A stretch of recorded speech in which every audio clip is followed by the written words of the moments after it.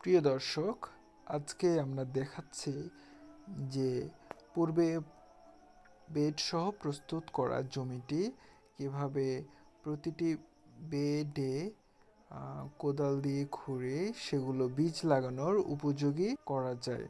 দর্শক, আপনারা দেখছেন আমাদের বেডগুলো খুব সুন্দরভাবে কোদাল দিয়ে মাটি খনন করে সেগুলো মাটি ঝুরি ঝুরি করা হয়েছে, যাতে বীজগুলো ভালোভাবে তাদের বাতাসের নিষ্কাশন ব্যবস্থা এবং পানি অ্যাবজর্বেশন ক্যাপাবিলিটি যাতে ইমপ্রুভ হয়, সেই জন্যে কোদাল দিয়ে মাটিগুলো খুঁড়ে ঝরঝরে করা হয়েছে।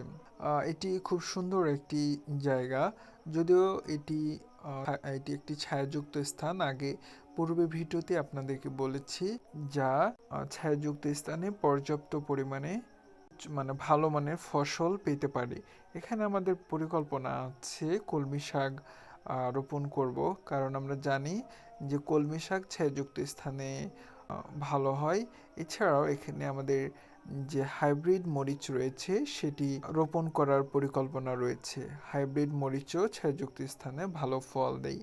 সেই ধারণা থেকে আমরা জমিটিকে প্রস্তুত করছি, যাতে ছায়াযুক্ত স্থানের যথাযথ আমরা ব্যবহার করতে পারি। সেই পর্যন্ত আপনারা অপেক্ষা করবেন। আমরা খুব তাড়াতাড়ি কলমি শাক রোপণ এবং মরিচ গাছের রোপণ নিয়ে আরেকটি ভিডিও দেব।